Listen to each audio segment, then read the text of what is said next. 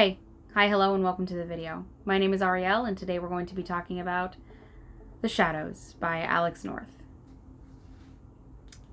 This book was not something that I planned on reading or even had my sights on. It was one of those things that I just kind of saw, and I was like, paranormal things, lucid dreaming? Yeah, I'll read that. That sounds awesome.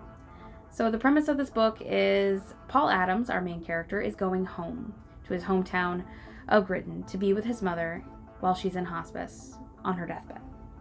So he gets there, and all these emotions and memories start just flooding him. And he remembers a time where, when he was a child, him and his friends were involved in this thing where they were lucid dreaming.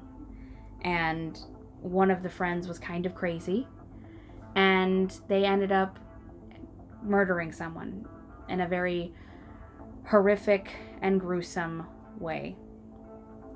And one of the boys, Charlie Crabtree, disappears altogether. No one knows what happened to him. He's just gone. Poof. No one knows. So he goes to see his mother, and one of the first things she says to him is, "You shouldn't be here."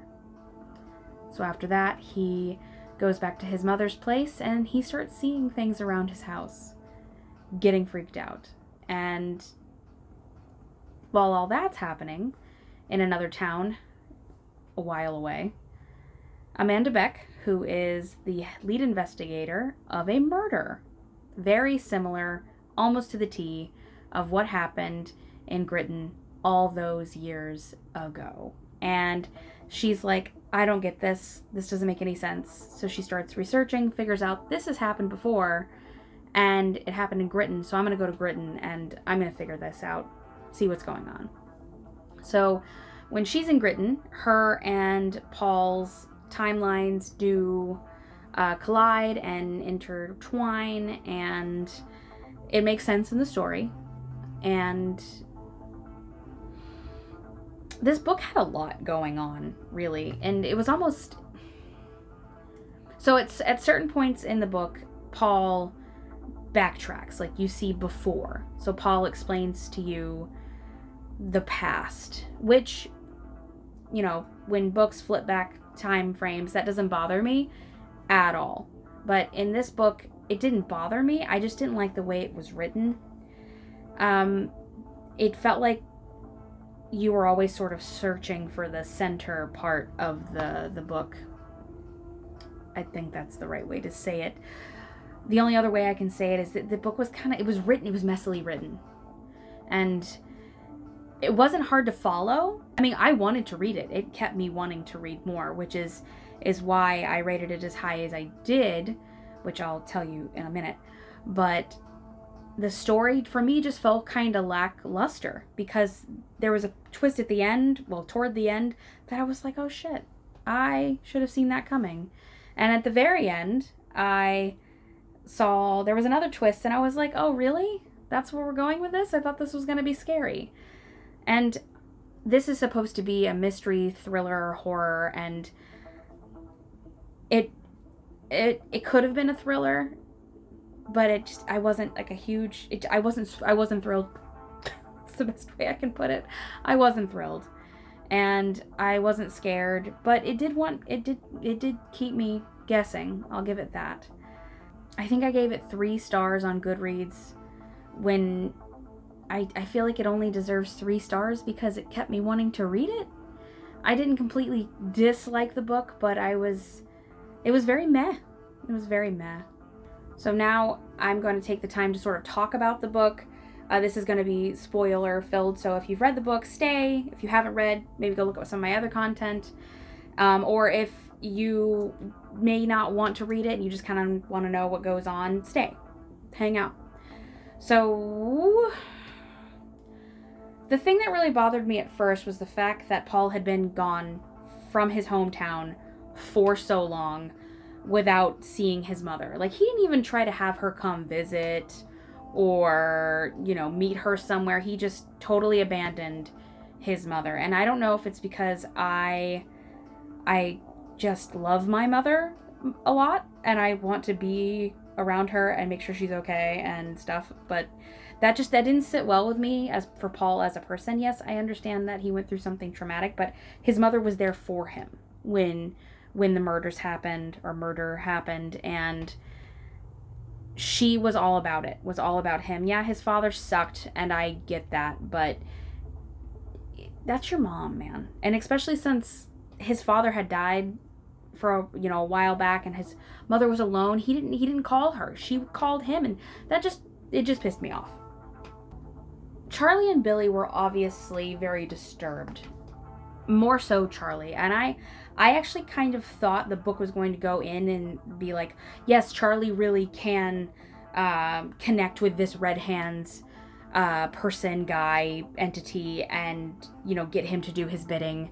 And I really did think that's where the book would probably go. So it went totally out of where I thought it would be. But Charlie was the ringleader, terrible person. He lived on everybody else's fear.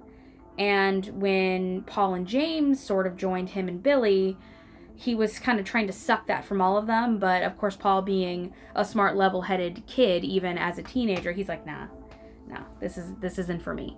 So when he leaves their little group, James really gets the brunt of it.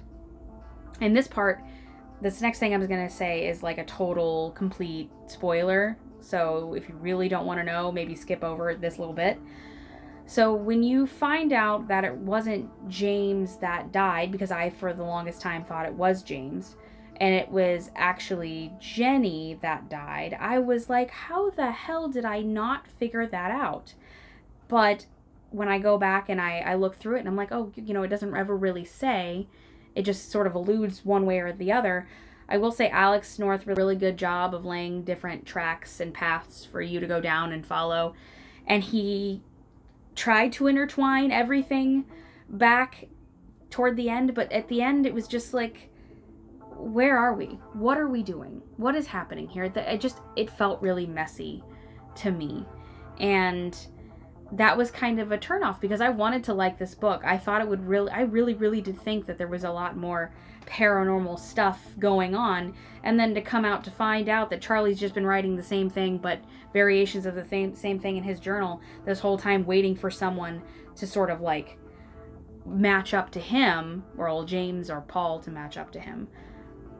But then you look back and you're like, okay, but Paul had a lucid dream where he actually did see James in like a watery, underwater looking face, and then had something like, Red Hands like cover his mouth and not let him breathe.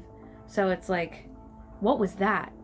Was that there to throw us off? Or, because that if there was no such thing as Red Hands, and Charlie Crabtree made all this shit up, where is that? Where does that part fit in? And the thing with the copycat murders, they don't really say who was it on the message boards. I'm assuming it was James. Could have been Billy, but I'm assuming it was James, because he was so messed up in the head from everything that had happened. He hadn't really lived a very good life. When they talked about his drug addictions and drinking, I was thinking of Luke Crane from The Haunting of Hill House TV show, not the movie. The way he was like a drug addict and just kind of off his shit, basically.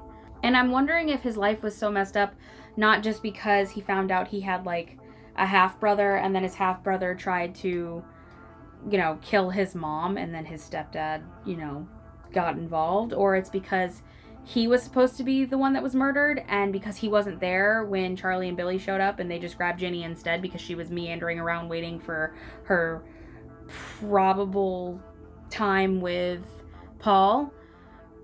I don't know. They don't really specify. That's something that I guess you'd have to decide for yourself.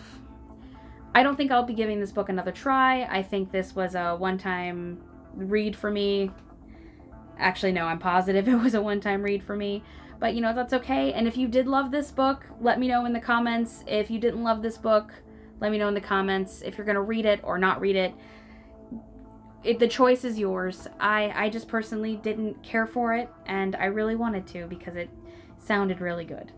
So, it is what it is. I hope you have a good day. See you later.